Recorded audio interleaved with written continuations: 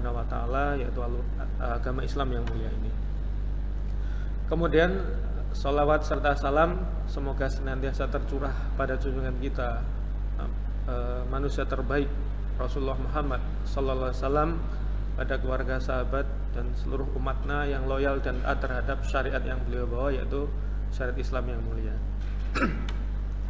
Alhamdulillah, pada kesempatan ini kita bisa bersilaturahim. Sebelumnya mungkin banyak yang belum kenal. Nama saya Ade Wijaya, aktivitas dagang sama seperti rekan-rekan semua mungkin yang menyaksikan ini.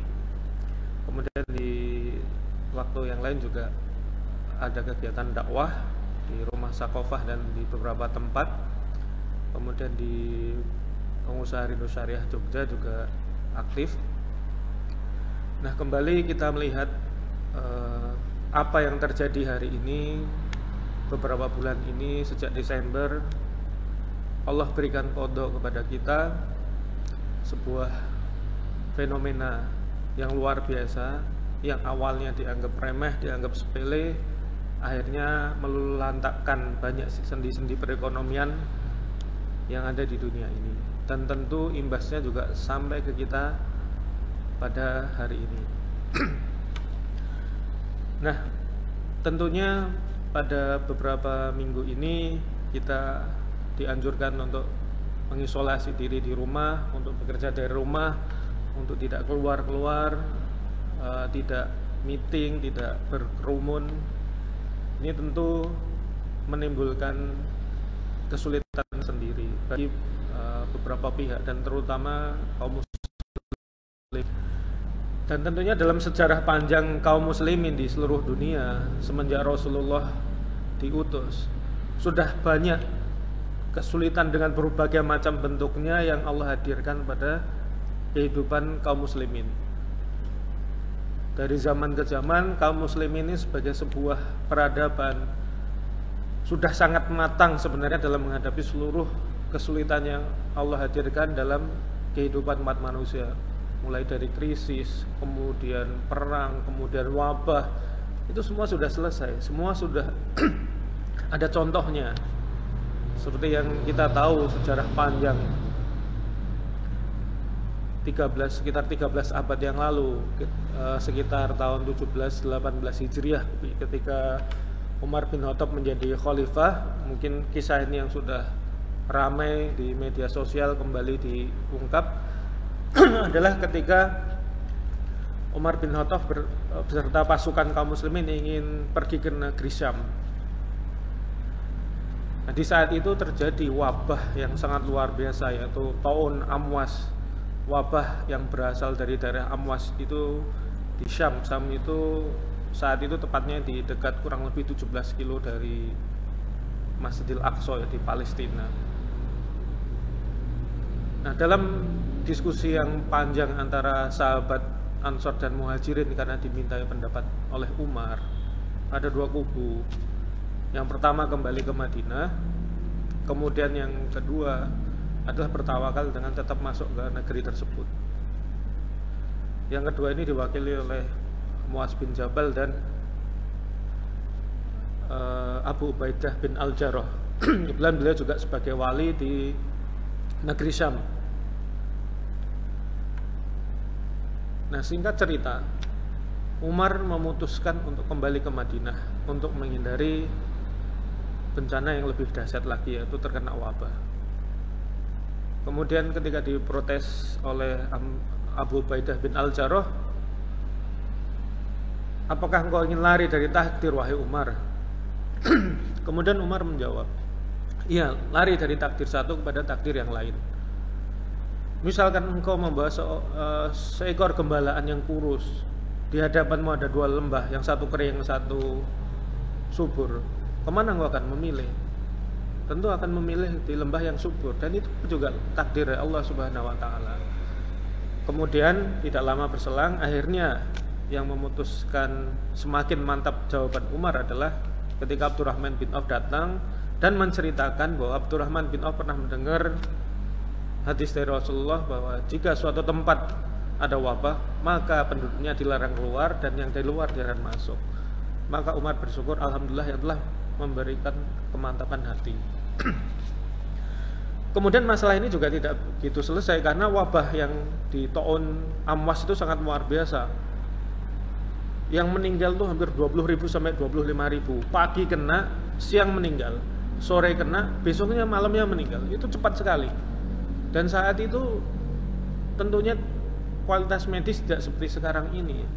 Nah, dalam masa yang sulit ini, kembali Umar bin Khattab perlu bantuan, perlu ide cemerlang dari seorang sahabat, yang sahabat ini sangat terkenal untuk menyelesaikan masalah-masalah yang rumit, menyelesaikan masalah-masalah yang sangat berat.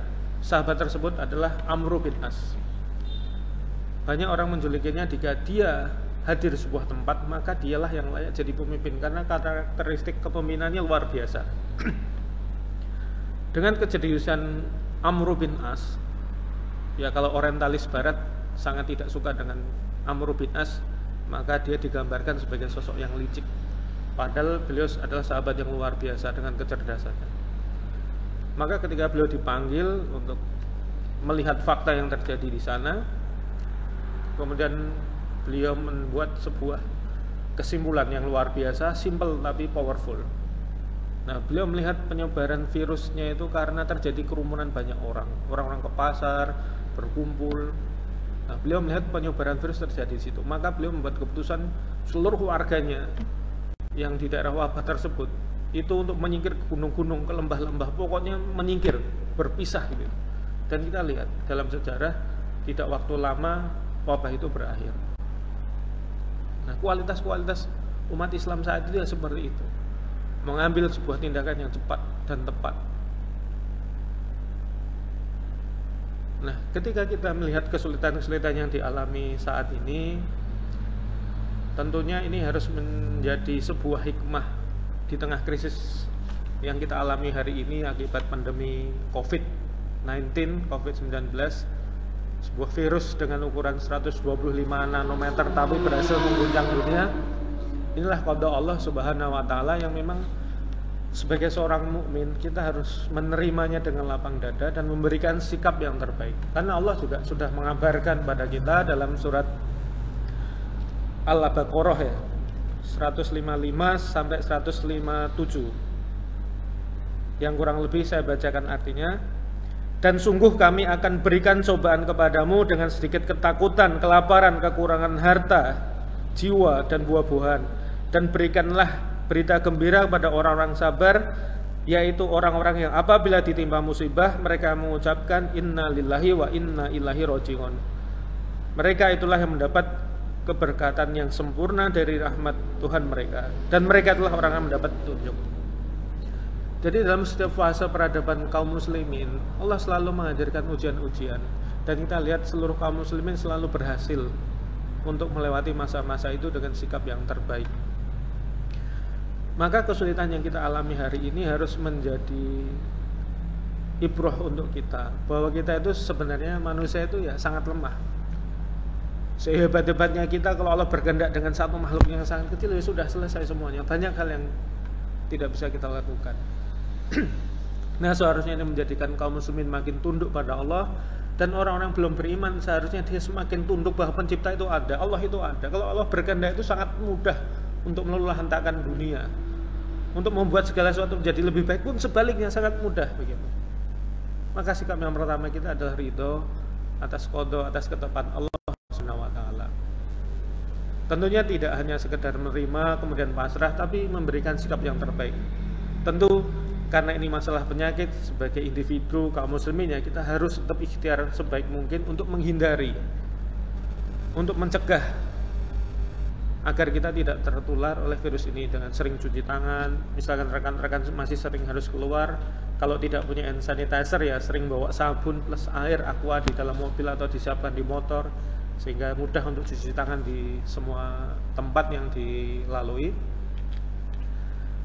Nah, kemudian hikmah selanjutnya adalah kita membawa, kalau saat ini kita mengalami kesulitan, di tengah kesulitan ini pun kita masih banyak yang bisa kita akses makanan, akses bisnis juga tidak lumpuh semuanya. Nah, harusnya dimensi perasaan yang sulit, perasaan yang serba terbatas ini kita bawa dimensinya kepada dimensi akhirat, yaitu ketika kita membayangkan berada di dalam neraka yang itu tidak ada satu detik pun waktu untuk istirahat karena di sana adalah siksaan yang luar biasa, maka harus menjadikan kita takut kembali. Kita menggelorakan perasaan takut ini melalui wasilah musibah yang hadir di tengah-tengah kita ini, sehingga membuat hati kita semakin tunduk, semakin merasa kecil di hadapan Allah Subhanahu wa ta'ala. Tapi kembali, adalah sebuah keberuntungan kita sebagai kaum muslimin, sebagai orang-orang beriman, seperti yang Rasulullah pernah sampaikan dalam hadis riwayat Muslim. Ini luar biasa. Jadi wabah ini bagi kaum muslimin sebenarnya bukan hal yang menakutkan. Kenapa? Karena kematian seseorang di muka bumi ini bukanlah karena sebuah penyakit, bukan karena sebuah wabah, tapi karena datangnya ajal. Wabah, penyakit itu hanya wasilah saja, hanya hal-hal yang bisa saja bisa mendatangkan kematian atau tidak, tapi yang pasti adalah datangnya ajal.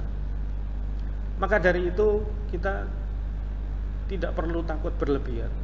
Yang kita perlukan adalah ikhtiar terbaik di wilayah kita untuk menghindari dan menjaga kesehatan dengan asupan nutrisi yang baik, dengan olahraga, dengan menjaga jarak dan tidak sering keluar jika tidak diperlukan.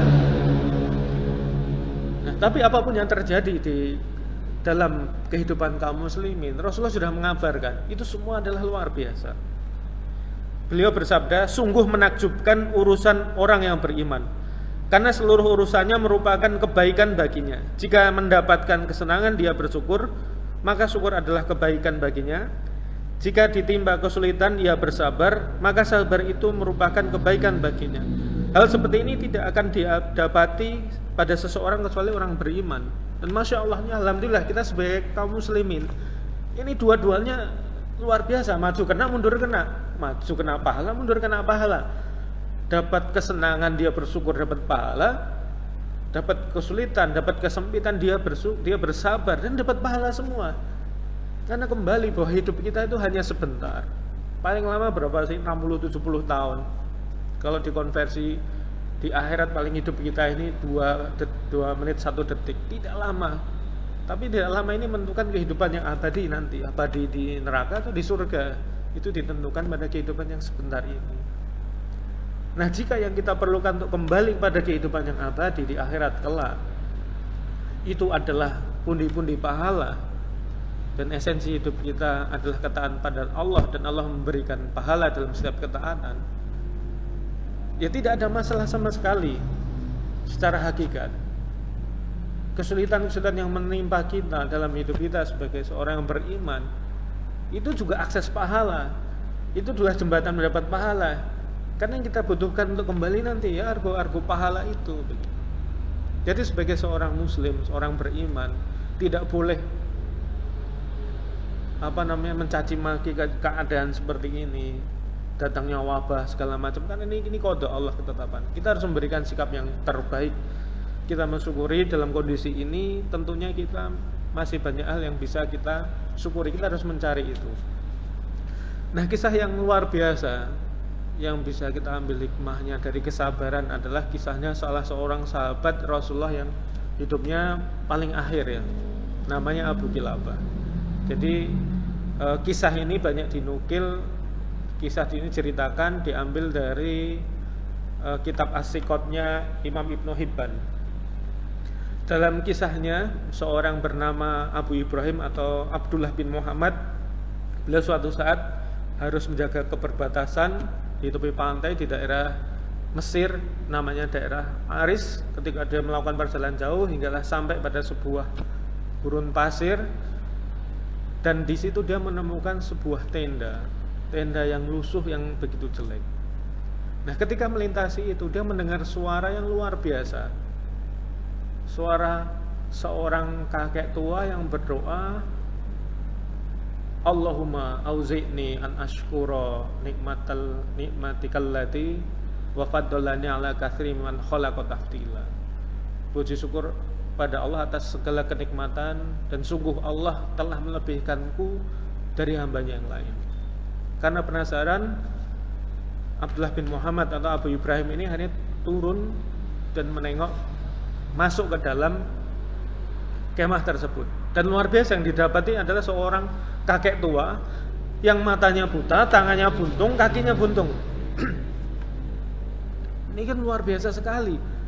Dalam kondisi yang serba kekurangan di mata manusia, dia masih mengucap syukur, merasa dilebihkan Allah atas makhluk yang lain. Kemudian sang pemuda ini penasaran, wahai kakek, mohon maaf, kenapa Anda mengatakan doa seperti tadi? Apa kelebihan Anda dibanding yang lain, sementara Anda buta, Anda buntung, Anda nggak punya kaki? Kemudian kakek itu menjawab, diamlah anak muda. Apakah engkau tidak lihat lisanku ini bisa bersyukur? Sungguh lisanmu yang bisa bersyukur ini melebihi segalanya. Saya masih bisa mendengarmu di saat semua orang banyak di dunia ini tuli dan bisu. Saya masih bisa mendengarmu. Apakah ini tidak layak disyukuri? Apakah Allah tidak melebihkanku dibanding yang lain? Di saat itulah sang pemuda ini tertampar jiwanya. Ternyata di antara sedikit orang di dunia ini masih melihat sisi positif yang Allah berikan pada dia, meskipun secara kasat mata dia sudah tidak sempurna lagi, buta, tangannya nggak ada, kemudian kakinya nggak ada.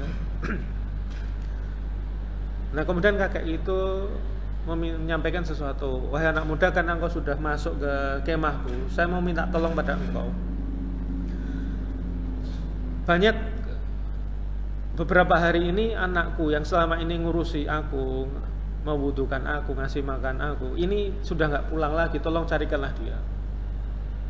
Kemudian dia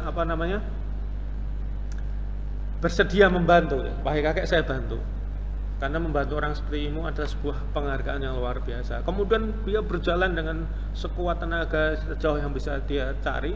Hanya di antara bukit-bukit pasir terdapat tulang belulang yang masih baru lah. Dan dia yakin betul karena di situ sudah nggak ada siapa-siapa lagi, dan itu pasti anaknya. Kemudian dia kembali dengan segera ke kemah tersebut.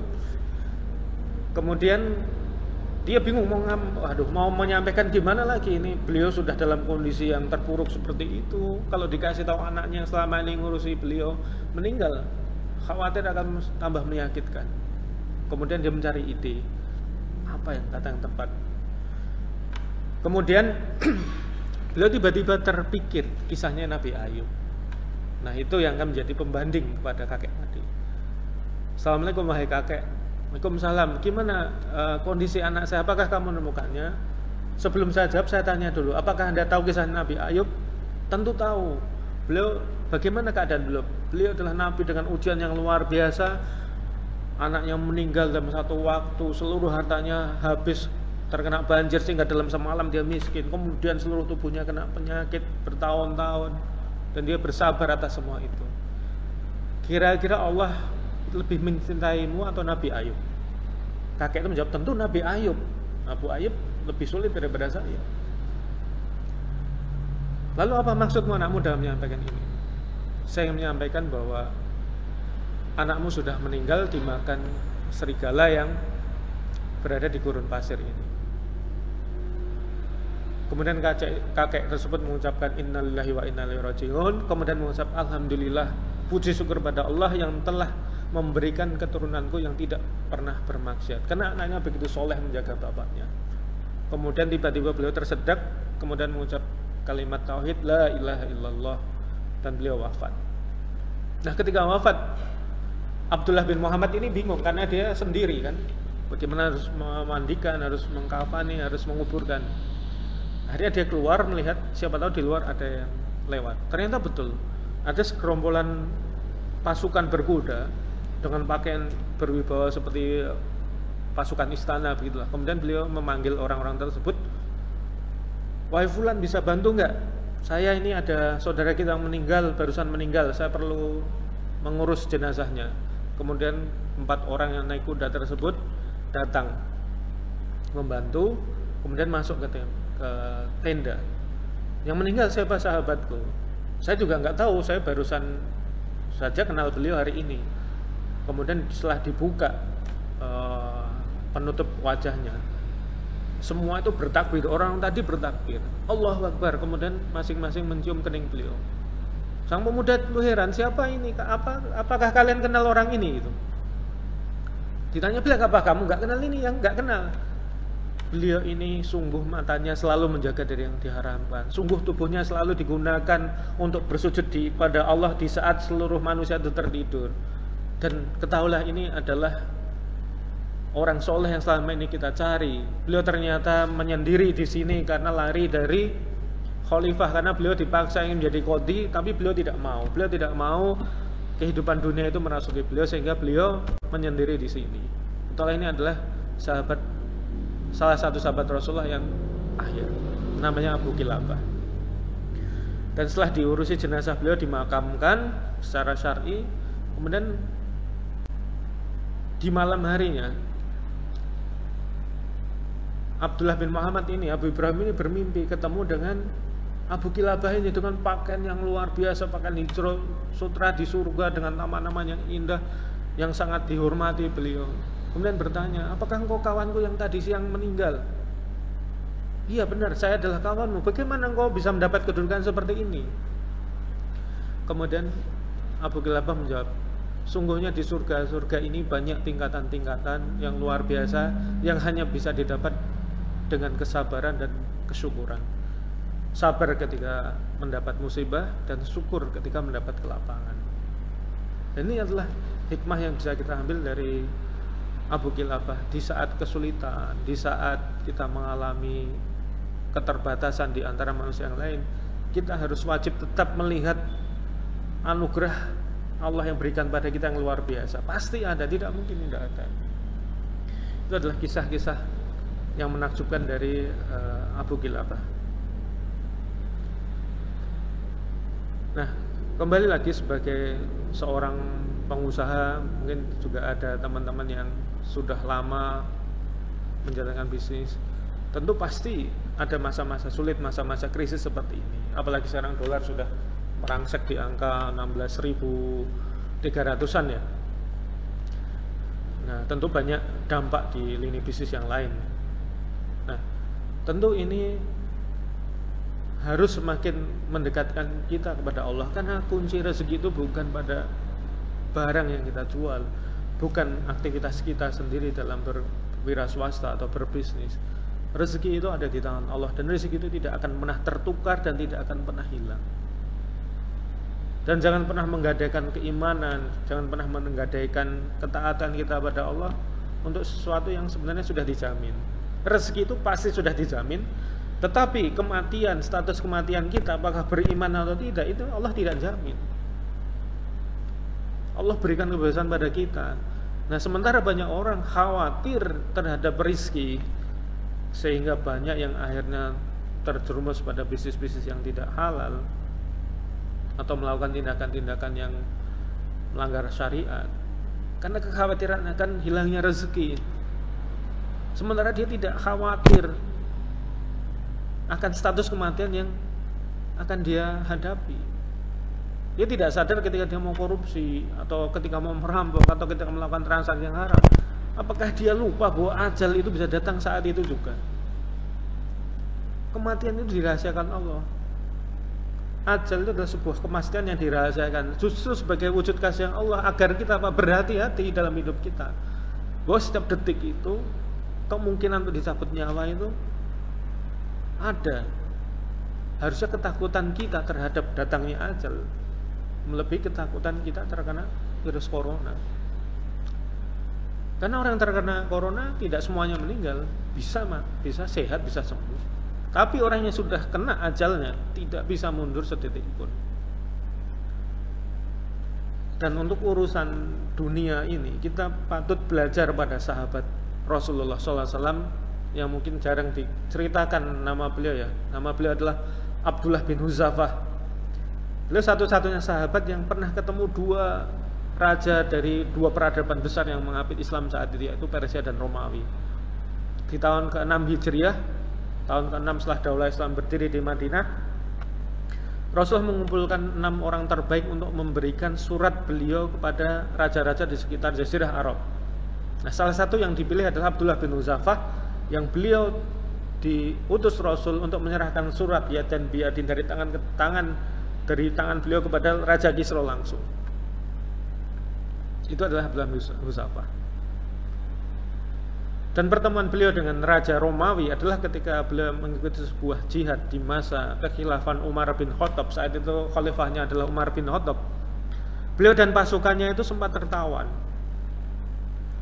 Dan Raja Romawi ketika melihat ada sahabat Rasulullah itu tertawan, beliau seperti mendapat emas seberat bumi. Kenapa? Kualitas para sahabat saat itu viral ya. Viralnya kualitasnya luar biasa.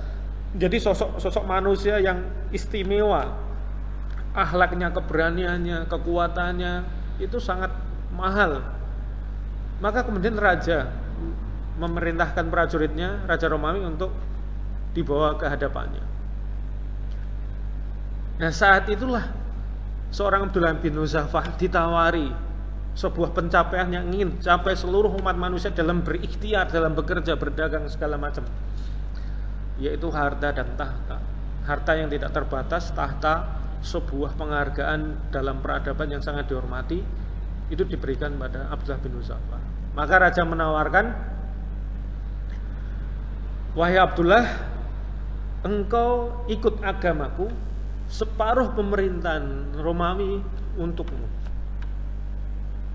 Bayangkan, dia menjadi salah satu penguasa Romawi, harta, tahta, wanita, semua sudah berada di genggaman. Seluruh keinginan terbesar manusia itu bisa dimiliki dengan menjadi penguasa Romawi saat itu. Tapi kita lihat, seseorang yang dalam pikirannya sudah terinstal pemahaman hakikat itu, seorang yang pernah mendengar ketika Rasulullah bersabda bahwa seluruh kenikmatan dunia ini diibaratkan kita mencelupkan jari kita ke samudra, kemudian kita angkat, paling tersisa berapa? 10-15 tetes. Sementara yang sisanya seluas samudra ini Allah tahan nanti di akhirat, di surganya nanti. Maka seluruh kenikmatan yang ditawarkan di dunia ini hanya 10-15 tetes saja. Tentu sebagai seorang yang memiliki akal sehat, pasti akan memilih tawaran yang lebih baik. Ibaratnya kita berdagang 8 jam, sama-sama 8 jam,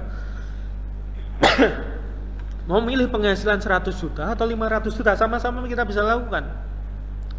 Secara logika, secara naluri, pasti akan milih yang 500 juta ketika sama-sama halal. Tentu setiap orang pasti akan memilih yang lebih baik dari dia. Nah, mungkin bagi Raja Romawi ini tawaran yang sudah luar biasa, tapi di mata Abdullah bin Hudzafah itu tawarannya hanya sebatas 15 tetes yang dibandingkan tawaran Allah dan Rasul yang seluas samudra itu nggak ada apa-apanya. Maka inilah jawaban seorang yang sudah memiliki akidah yang lurus, pandangan hidup yang sempurna. Dia menjawab, seandainya engkau memberikan seluruh Romawi, seluruh negeri-negeri Arab, seluruh negeri-negeri di luar Arab, maka demi Allah saya tidak akan meninggalkan satu detik pun agama Muhammad. Ini jawaban yang luar biasa, yang akhirnya membuat Raja Romawi marah. Kalau begitu saya bunuh, silahkan. Kemudian Abdullah bin Hudzafah disalib dalam sebuah tiang kayu. Tapi ini sebenarnya hanya shock terapi, karena raja memerintahkan para pemanah kenakan hanya tiang-tiangnya saja. Nanti akan saya buat penawaran lagi. Kemudian ketika dipanah, begitu banyak panah dan meleset, karena sengaja dipelesetkan di tiang-tiang. Dengan tegar Abdullah bin Hudzafah pun tidak takut menghadapi itu. Kemudian raja mendatangi lagi, ditawarkan lagi, kita akan bergantian mengurus Romawi, syaratnya engkau tetap masuk agama. Sama Abdullah bin Hudzafah sama, tidak akan sedetik pun meninggalkan agama Muhammad. Kemudian sang raja marah besar. Kemudian akhirnya raja membuat sebuah wajan yang besar, kemudian diisi minyak panas, dibakar dengan kayu bakar yang begitu banyak sehingga mendidih luar biasa, dan ditempatkan di hadapan Abdullah bin Hudzafah. Kemudian 1-2 pasukan dijadikan sampel yang tertangkap, pasukan Abdullah bin Hudzafah dimasukkan ke penggorengan itu, dan ya, tentunya apa? Panas begitu luar biasa, tiba-tiba dimasukkan daging dan tulang langsung lepas gitu. Di saat itulah Abdullah bin Hudzafah itu menunduk dan meneteskan air mata. Dan momen ini ditangkap oleh prajurit Romawi, kemudian dilaporkan pada Raja Romawi. Wahai Raja, Abdullah bin Huzafah menangis. Siapa tahu dia akan berubah pikiran. Kemudian didatangilah Abdullah bin Huzafah ini. Wahai Abdullah, apakah engkau akan berubah pikiran? Apakah engkau menerima tawaranku? Saya lihat engkau menangis. Dan kita lihat kembali, seseorang yang sudah memiliki kekokohan jiwa, memiliki iman yang tidak tergoyahkan. Itulah jawaban yang menakjubkan. Jawaban seseorang yang tidak pernah takut dengan kematian, karena dia yakin mati itu di tangan Allah, bukan karena dibakar, bukan karena dipanah. Beliau menjawab, saya menangis bukan karena takut akan engkau goreng di penggorengan ini. Saya menangis kenapa Allah hanya memberikan saya satu nyawa. Seandainya Allah memberikan saya nyawa sebanyak rambut di kepala saya, akan saya gunakan masuk satu persatu di penggorengan ini untuk syahid di jalan Allah Subhanahu wa ta'ala. Dan ternyata jawaban dari seorang memiliki kemantapan jiwa, kekokohan iman, pandangan tentang hakikat hidup yang sempurna, itu justru malah menggetarkan hati sang raja. Timbul perasaan takjub, timbul perasaan ngefans terhadap Abdullah ini. Kemudian Allah melembutkan hati sang raja tersebut. Kemudian raja tersebut mengajukan permintaan terakhir. Baiklah, sepertinya engkau memang sudah tidak tergoyahkan lagi. Saya hanya minta satu hal padamu yang tidak melanggar aturan agamamu. Apa itu wahai raja? Nanti kamu saya bebaskan. Saya dan seluruh pasukan saya yang masih hidup. Iya. Baik, apa permintaan Anda? Permintaan sang raja adalah mencium kening sang raja. Abdullah diminta untuk mencium kening sang raja, dan kemudian itu dilakukan. Dan kemudian Abdullah bin Huzafah dibebaskan seluruh pasukan yang masih hidup. Dan ketika sampai di Madinah, diceritakan pada Khalifah Umar bin Khattab. Kemudian Umar berdiri dan menyampaikan pesan. Sungguh seluruh penduduk Madinah wajib mencium kening Abdullah bin Huzafah sebagai tanda penghormatan, dan saya akan memulai yang pertama. Nah, itu adalah gambaran ketika seorang mengalami kesulitan antara hidup dan mati sebenarnya. Dan untuk menyelamatkan diri, ditawari untuk berpindah agama dengan iming-iming dunia yang luar biasa. Tapi kembali orang yang melihat bahwa esensi hidup kita itu untuk apa sih? Untuk kembali kepada Allah. Dan seluruh aktivitas kita ini akan dimintai pertanggungjawaban kepada Allah, apakah ikut syariat Allah apa tidak.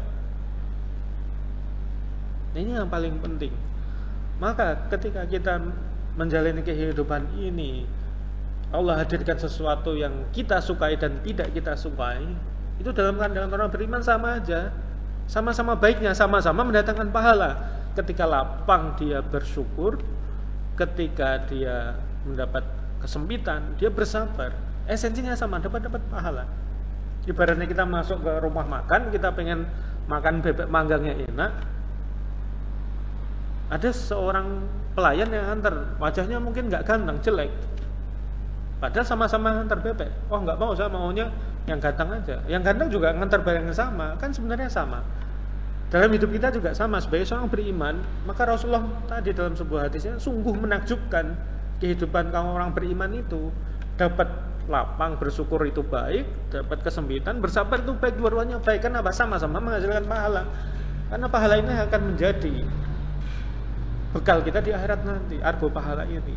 Jadi tidak ada yang tidak baik untuk kaum muslimin. Maka ketika Allah menghadirkan kodok seperti ini, wabah pandemi COVID-19 seperti ini, ya pertama kita menerima, ya Allah kita ridho, kami ikhlas. Kemudian kita memberikan sikap yang terbaik. Kemudian melihat fakta yang seharusnya negeri ini misalnya harus di lockdown, tapi pemerintah tidak mau melakukan karena harus terbebani biaya per individu. Karena memang akhirnya umat dibukakan. Bahwa sistem yang dijalankan selama ini itu tidak pro rakyat. Berbeda dengan sistem pemerintahan Islam yang memang disetting untuk melayani rakyat one on one, satu persatu dilayani. Seperti kita tahu bagaimana seorang muslimah yang hijabnya ditarik di Amuriah, di perbatasan Romawi dan Daulah Islam saat itu. Kemudian wanita ini berteriak wa Mutasimah, di mana Khalifah Mutasim waktu itu. Dan berita ini sampai pada Khalifah di Baghdad. Kemudian Khalifah ini karena ingin menjaga satu kehormatan, ini bukan nyawa, ini kehormatannya aja, menyurati Raja Romawi, serahkan prajuritmu yang meremehkan wargaku, atau saya akan mengirim pasukan yang kepalanya di negerimu, ekornya masih di Baghdad. Karena surat ini tidak direspon, maka Khalifah mengirim sebuah pasukan besar untuk membela harga diri wanita, seorang wanita, yang akhirnya wilayah itu Amuriah menjadi bagian daripada Daulah Islam. Karena apa? Seorang pemimpin dalam Islam itu pelayan umat dan pelindung umat, dan itu akan dihisab oleh Allah Subhanahu wa taala terhadap kepemimpinannya satu persatu orang yang dipimpin. Maka sebenarnya hanya Islamlah yang mau fokus terhadap seluruh kesulitan yang dialami oleh umat yang berada di dalam naungannya. Nah, kemudian di saat-saat sulit seperti ini tentunya juga kita harus mengambil hikmah. Di antara kita masih banyak mengalami kesulitan dengan terbatasan gerak, atau bahkan ada yang berminggu-minggu sudah di rumah, ada yang terpaksa harus kehilangan penghasilan, harus menguras tabungan. Kita harus mengingat kembali bahwa sejarah ini pernah dialami Rasulullah dengan tingkat kesulitan yang luar biasa. Maka Rasulullah ini luar biasa ya. Perjuangan beliau itu sungguh tidak akan pernah ada yang menandingi. 10 tahun, 7 tahun berdakwah di Mekah. Kemudian tibalah fase Rasulullah bersama Bani Hashim dan Bani Abdul Muthalib diboikot, terusir, diisolasi di Syaib Abu Thalib atau lembah Abu Thalib, atau ada yang nyebutnya Syaib Ali. Berapa lama di sana? Kurang lebih 3 tahun. Dan 3 tahun ini dengan tingkat kesulitan yang jauh lebih sulit. Kenapa? Karena mereka dilarang bermuamalah dengan orang-orang Quraisy, dilarang saling menikahkan, dilarang saling berkomunikasi. Sehingga kita lihat dalam riwayat para ahli sejarah menceritakan banyak ya. Bahkan Sa'ad bin Abi Waqqas pernah ketika suatu malam dia lagi buang air kecil, kok suara air kecilnya berbeda, seperti airnya itu tertambat sesuatu. Karena malam gelap, di airnya ambil, ternyata dia menemukan selembar kulit onta yang kering. Kemudian dia bersihkan, dicuci, kemudian besoknya dijemur. Untuk apa? Kemudian setelah kering dia bakar, kemudian dihaluskan, dia minum, dan itu menguatkan dia sampai 3-4 hari. Bayangkan sampai seperti itu. Bahkan dalam riwayat mereka banyak makan daun-daun kering, rumput-rumput kering, bahkan Rasulullah sampai minum air embun. Dan di situ bukan hanya kaum muslimin, tapi seluruh Bani Hashim dan Abdul Muthalib yang melindungi Rasulullah. Tangis-tangis anak kecil, bayi-bayi yang mulai kelaparan karena susu ibunya sudah nggak ada lagi, karena sudah nggak ada asupan lagi. Dan itu dialami 3 tahun. 3 tahun itu waktu yang lama. Kita mengalami hal ini 2-3 minggu ini saya sudah merasa lama sekali. Mungkin ada yang sudah merasa jenuh, bosan segala macam. Tapi kita teruslah 3 tahun mengalami itu. Di situ ada manusia terbaik, Rasulullah, ada Abu Bakar, ada Umar, mengalami fase yang seperti itu. 3 tahun lamanya.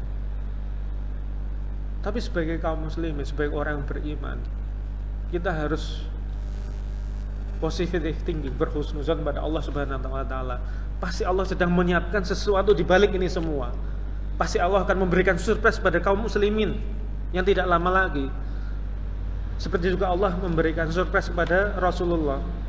Mungkin orang-orang saat itu akan berpendapat, akan melihat sebuah fakta. Katanya Islam akan menguasai dari barat dan timur. Tapi faktanya saat itu sulit sekali untuk mencari pertolongan, mendapatkan nusrah pada Rasulullah itu sulit. Tekanan demi tekanan kaum Quraisy itu sangat begitu luar biasa dan makin keras. Seolah-olah jalan Islam menjadi sebuah peradaban yang luar biasa itu sudah nggak ada lagi. Tapi justru gelapnya jalan, tidak nampaknya jalan kemenangan Islam, itu justru malah ujian pada para sahabat, pada orang beriman saat itu. Kalau semuanya terbuka, terlihat ini akan menjadi sebuah yang besar, Orang beriman itu ya normal, tapi ketika semua jalan seolah-olah buntu, tidak ada harapan, orang itu masih beriman, ini yang luar biasa. Maka Allah sangat ridho pada para sahabat, dan para sahabat itu kepada Allah karena mereka apa? Mereka percaya sesuatu yang bagi banyak orang saat itu tidak dipercayai.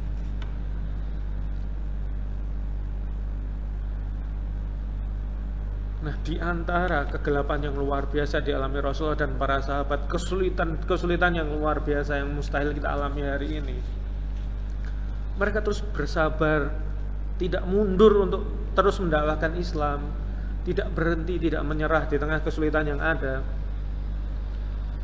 Tapi kita lihat, di balik kesulitan yang luar biasa, setelah 3 tahun diboikot, kemudian Rasulullah kembali ke Mekah dengan berakhirnya dimakan rayap perjanjian yang ditempel oleh kaum Quraisy di Ka'bah. Kemudian hanya tersisa lafaz Allah. Dengan itu berakhirlah pemboikotan selama 3 tahun, masa yang sulit. Apakah setelah itu selesai? Tidak selesai. Ternyata kesulitan makin lama makin berat, yaitu ditambah dengan meninggalnya istri beliau yang selama ini siang malam mendukung beliau luar biasa. Seluruh harta diberikan kepada Rasulullah untuk mendukung dakwah beliau. Itu meninggal. Kemudian tak lama lagi seorang paman yang luar biasa yang siang malam menjaga beliau itu juga meninggal. Seolah 2 sandaran yang Rasulullah selama ini pegang itu hilang, seolah terjatuh jerambab dalam lembah kedukaan yang luar biasa, kesulitan yang luar biasa. Tapi di tengah terpuruknya Rasulullah, apakah Rasulullah kemudian berhenti? Tidak berhenti. Rasulullah terus mencari cara, tidak ingin mundur. Karena ini satu-satunya jalan untuk umat setelahnya ini untuk masuk surga, maka harus diperjuangkan. Satu-satunya jalan untuk mengenal Allah, menyembah Allah yang terbaik ya Islam ini. Maka beliau bersama anak angkatnya Zaid bin Haris,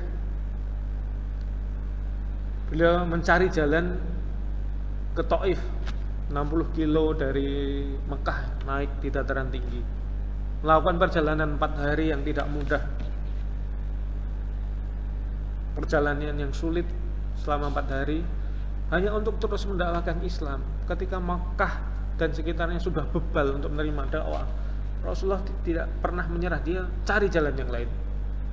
Plan A nggak bisa, plan B nggak bisa. Itulah yang dilakukan Rasulullah, tidak pernah menyerah. Di Taif selama 15 hari pun beliau terus berdakwah, menjelaskan Islam, menjelaskan tauhid, tidak pernah menyerah. Sampai akhirnya, karena penduduk Taif ini tidak mau menerima, akhirnya Rasulullah dan Zaid bin Haris ini dilempari batu-batu yang keras. Bayangkan manusia-manusia terbaik dilempari batu, sampai akhirnya kaki Rasulullah terkena batu yang tajam kemudian berdarah, sehingga sandal beliau itu basah dengan darah. Maka di saat itulah malaikat Jibril hadir dengan malaikat penjaga gunung. Wahai Muhammad, angkat tanganmu agar Allah mengizinkan saya untuk menumpahkan 2 gunung ini kepada penduduk Taif. Tapi begitulah halak Rasulullah yang mulia. Tidak perlu wahai malaikat. Saya berharap semoga Allah melahirkan dari rahim-rahim mereka orang beriman pada Allah dan Rasul. Dan kita lihat kan dalam perjalanan nanti dari Taif ada seorang pemimpin yang luar biasa, panglima perang yang luar biasa, yaitu Muhammad bin Qasim, yang 100 tahun kemudian berhasil menaklukkan wilayah Pakistan yang saat itu masih jadi satu dengan India. Dan saat ini pun Taif semuanya menjadi kaum muslim. Dan di tengah-tengah kesulitan itu, kemudian Rasulullah bersandar di sebuah pohon, kemudian berdoa. Disitulah Rasulullah pertama kalinya untuk mengeluh kepada Allah. Dan keluhannya bukan keluhan yang untuk menyerah, tapi luar biasa. Ya Allah, ya Tuhanku, saya mengadukan pada Engkau kelemahan hambaku dan sedikitnya ikhtiarku. Luar biasa Rasulullah merendahkan sedikit ikhtiar. Bayangkan beliau sudah 10 tahun berjuang berdakwah, dicaci maki, disiksa, diboikot 3 tahun, kemudian ke Taif masih diserang dengan lemparan batu. Beliau dengan rendah hati mengadukan kelemahanku dan sedikitnya upayaku, ikhtiar. Luar biasa. Ya Allah, ya Tuhanku, kemana lagi Engkau akan melangkahkan kakiku? Apakah ke tempat yang jauh dari sini dan saya akan dihina lagi, atau yang dekat dari sini dan saya akan dicaci maki lagi, dilempari lagi? Apapun itu, selama engkau tidak murka padaku, saya ridho ya Allah. Ini luar biasa. Rasulullah tidak minta jalan enak. Kemanapun Allah langkahkan kakinya, selama itu Allah ridho, Rasulullah tidak masalah. Inilah mental seorang kaum beriman. Tidak pernah putus asa, tidak pernah menyerah dalam segala hal. Karena yakin apa? Allah pasti akan memberikan pertolongan. Wa may yattaqillaha yaj'al lahu makhraja wa yarzuqhu min haitsu la yahtasib. Allah pasti akan memberikan pertolongan dan jalan keluar pada orang yang bertakwa kepada Allah. Orang selalu menjadikan Islam, menjadikan Allah itu sebagai standar kebenaran dalam hidupnya. Allah pasti. Maka pernah ketika pertempuran Romawi dikalahkan oleh kaum muslimin, sang raja Romawi bertanya, kenapa kalian bisa kalah dengan pasukan kaum muslimin yang jumlahnya tidak lebih banyak daripada kalian? Maka prajurit Romawi sendiri menyatakan, ya ini semacam testimoni mereka ya. Bagaimana kita tidak kalah sementara kita melawan sekelompok pasukan yang mereka berpuasa di siang hari, sholat malam di malam hari, saling menepati janji, saling menolong, sementara kita melakukan kemaksiatan, minum minuman keras, saling menzalimi di antara sesama, saling menuduh, saling bohong. Ini luar biasa. Musuh pun mengakui bagaimana akhlak dan karakteristik pasukan kaum muslimin.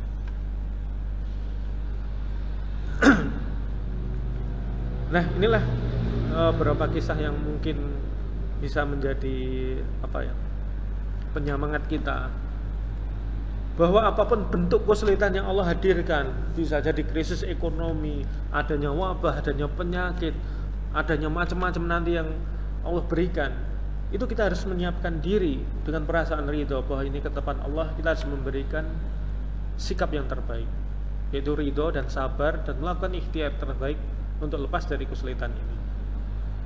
Karena Allah, pertolongan Allah selalu hadir pada ikhtiar-ikhtiar terbaik manusia. Tidak mungkin malaikat turun menyelesaikan masalahnya tanpa manusia itu berikhtiar semaksimal mereka. Maka sudah saatnya dengan kejadian seperti ini, kita harus kembali menyampaikan pada umat kisah-kisah terbaik yang dilakukan oleh Islam dalam mengelola peradaban, Islam dalam mengelola seluruh kesulitan-kesulitan. 13 tahun lebih, 13 abad lebih peradaban Islam yang menguasai dunia dengan segala kesulitannya, dan mereka berhasil melalui ini. Harus disampaikan umat agar umat ini rindu kepada tegaknya peradaban Islam. Karena memang Islamlah yang memang menyediakan sistem pemerintahan yang fokus untuk melindungi umat dan menghargai umat orang per orang. Ini harus menjadi momentum untuk kembali kepada Allah Subhanahu wa taala. Bahwa hidup ini satu-satunya harus berlandaskan pada syariat Allah Subhanahu wa taala, bukan yang lain. Nah, kemudian di tengah kesulitan seperti ini, seolah seluruh negeri, seluruh negara banyak yang subdon perekonomiannya, seolah harapan kehidupannya lebih baik itu sirna. Kembali bahwa segala sesuatu itu bukan keadaan yang menentukan, bukan ekonomi, bukan virus, tapi Allah Subhanahu wa taala yang mengendalikan itu semua. Kita tidak boleh putus harapan atas rahmat dan karunia Allah Subhanahu wa taala. Seperti tidak putus harapannya sejumlah pasukan yang dikirim Rasulullah 3.000 orang untuk melakukan peperangan yang salah satu peperangan terdahsyat yang pernah dialami dalam peradaban kaum muslimin, yaitu perang Mu'tah. Perang Islam melawan Romawi di daerah Mu'tah. 3.000 kaum muslimin melawan 200.000. Bayangkan hampir satu orang harus melawan 65 orang lebih.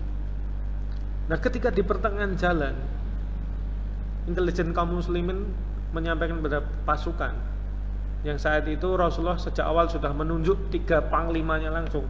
Pertama adalah Zaid bin Haris. Jika Zaid gugur diganti dengan Ja'far bin Abi Thalib. Kalau Ja'far gugur diganti dengan Abdullah bin Rawaha. Bayangkan sebelum berangkat 3 jenderal ini sudah dikasih tahu kalau mereka mau meninggal. Itu luar biasa.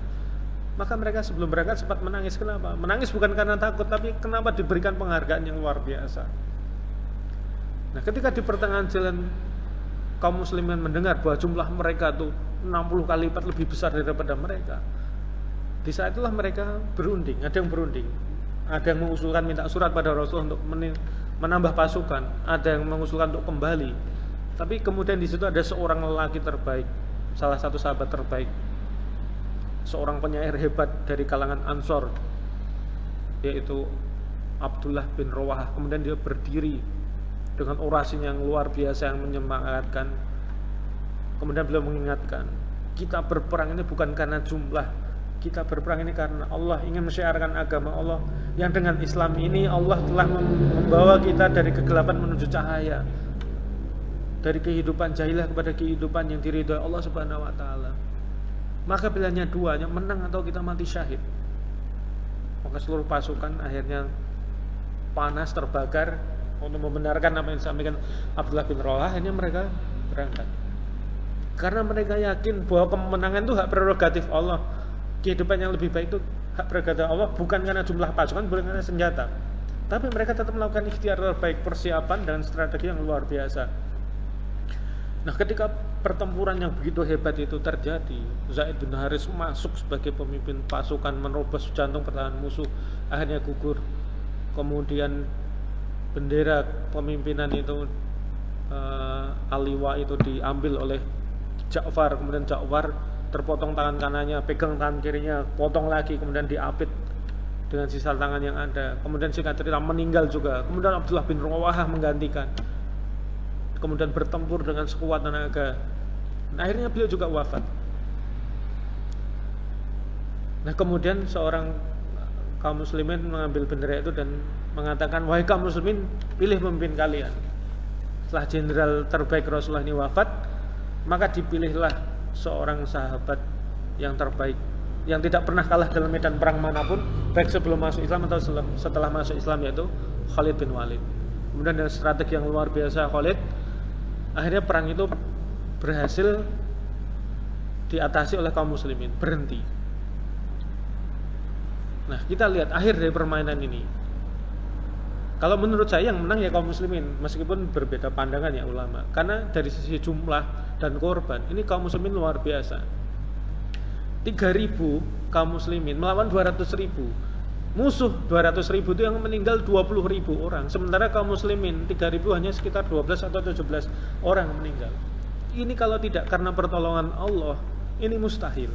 Tapi kembali pertolongan Allah itu hadir ketika manusia sudah melakukan ikhtiar terbaik, kemudian terjun dalam medan perang, kemudian Allah baru mengirim bala bantuan. Seperti ketika perang Badar 313 melawan 1000. Allah tidak memberitahu sebelumnya pada Rasulullah dan para sahabat bahwa Allah akan mengirimkan ribuan malaikat membantu, tidak. Tapi ketika perang mulai kaum muslimin mengerahkan daya dan upaya, dari langit pasukan Jibril memimpin pasukan malaikat untuk menolong.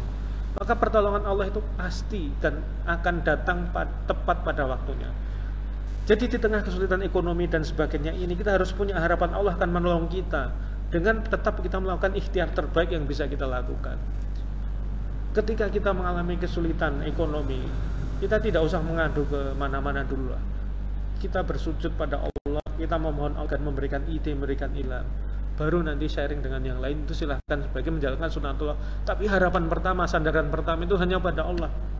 Karena beliau yang menggenggam rezeki, bukan siapa-siapa, bukan pekerjaan kita, bukan produk kita, bukan bisnis kita. Yang akan menggerakkan konsumen, yang membukakan hati konsumen untuk membeli produk kita, jasa kita, itu siapa kalau bukan Allah Subhanahu wa taala. Dan kembali bahwa pertolongan Allah itu hadir hanya untuk orang-orang yang bertakwa. Maka jika kita mau mendapat pertolongan Allah Subhanahu wa taala, maka kita harus memantaskan diri, yaitu menjadi orang yang bertakwa kepada Allah, yaitu senantiasa terikat pada aturan Allah dalam seluruh hidup kita.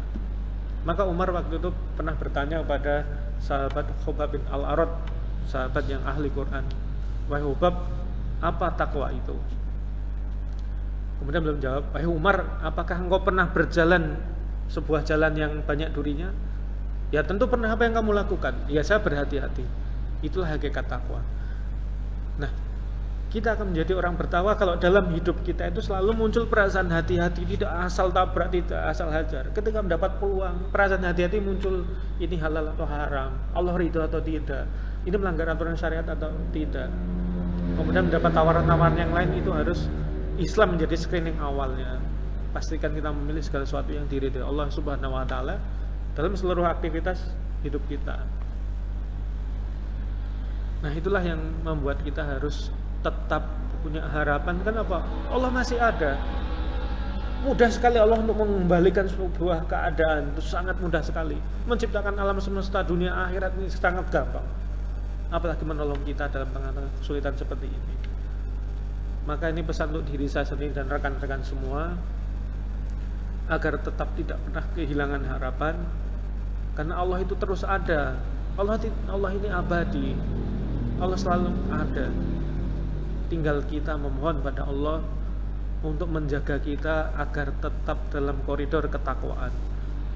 Apapun yang Allah hadirkan dalam hidup kita, baik lapang maupun sempit, itu hanya jembatan saja untuk kita mengakses pahala. Semuanya baik untuk kita, semuanya baik untuk orang beriman, tidak ada yang sia-sia. Untuk itulah kita harus bersyukur sebagai kaum muslimin, karena tidak ada hal yang buruk dalam seluruh aktivitas hidup kita. Nah, itulah yang mungkin sedikit saya sharingkan pada malam hari ini.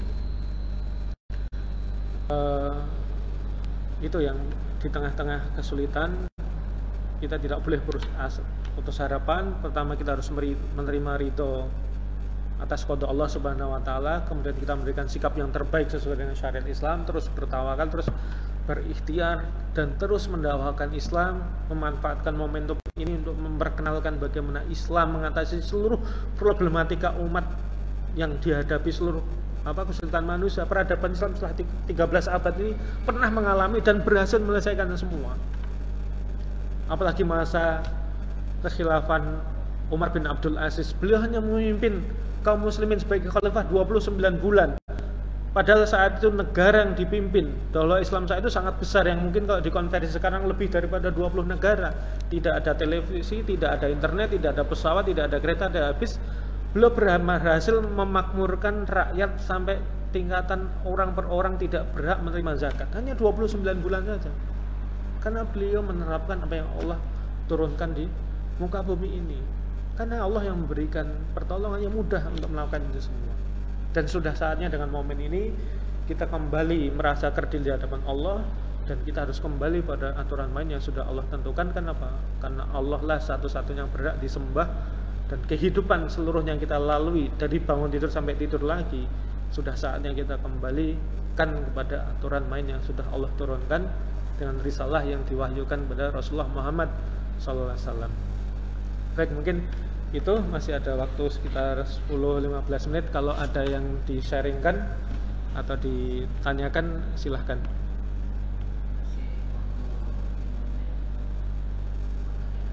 Oh ya, silahkan, mungkin kalau ada yang ditanyakan bisa diketikkan.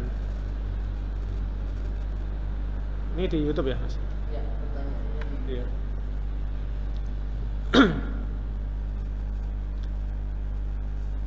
Jadi itu ya, jadi kurang lebih kisah yang bisa saya sampaikan, semoga menjadikan inspirasi ya. Karena dengan kisah-kisah ini tentunya akan menjadikan jiwa kita semakin kokoh, bahwa pernah ada suatu zaman, ada suatu masa orang-orang itu mengalami kesulitan yang di luar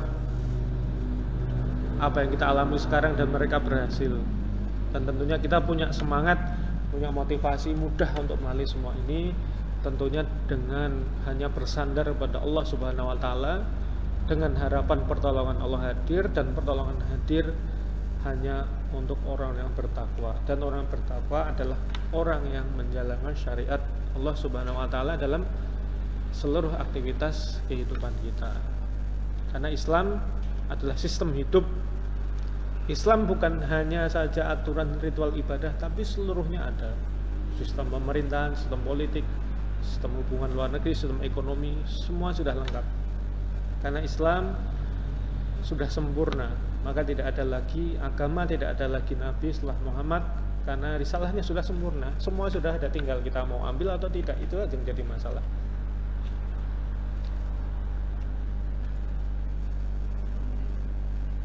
Ya, silahkan kalau ada yang mau ditanyakan atau di-sharingkan.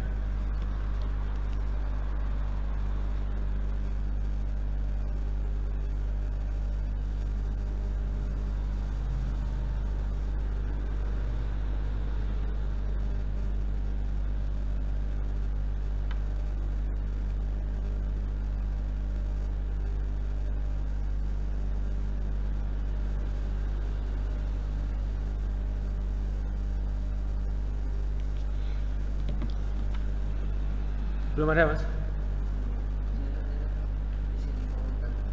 Oh ya. Silahkan kalau ada yang di-sharingkan atau ditanyakan.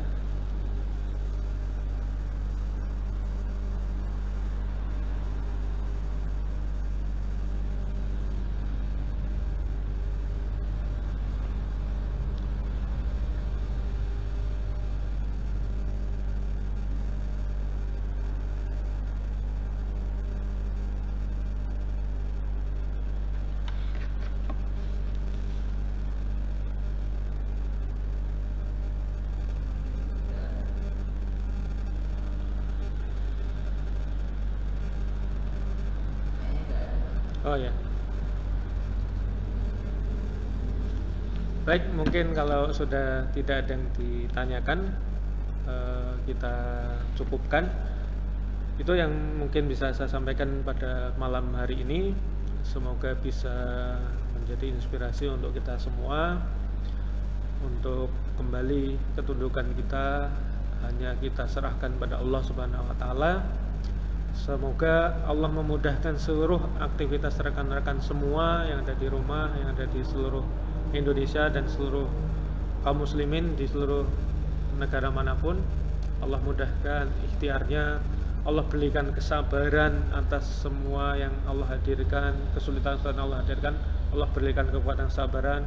Bagi yang dilapangkan, Allah berikan kesadaran untuk bersyukur, untuk berbagi, untuk menolong pada sesamanya. Dan yang terpenting adalah semoga Allah mewafatkan kita semua husnul khotimah dan Allah wafatkan kita semua ke dalam surganya tanpa hisab. Baik, mungkin itu saja dari saya. Ada kurang lebihnya saya mohon maaf. Semoga Allah mengistiqomahkan kita semua dalam jalan dakwah hingga ajal menjemput kita semua. Kita tutup dengan penutup majelis. Subhanakallahumma bihamdika asyhadu an la ilaha illa anta astaghfiruka wa atubu ilaik. Wassalamualaikum warahmatullahi wabarakatuh.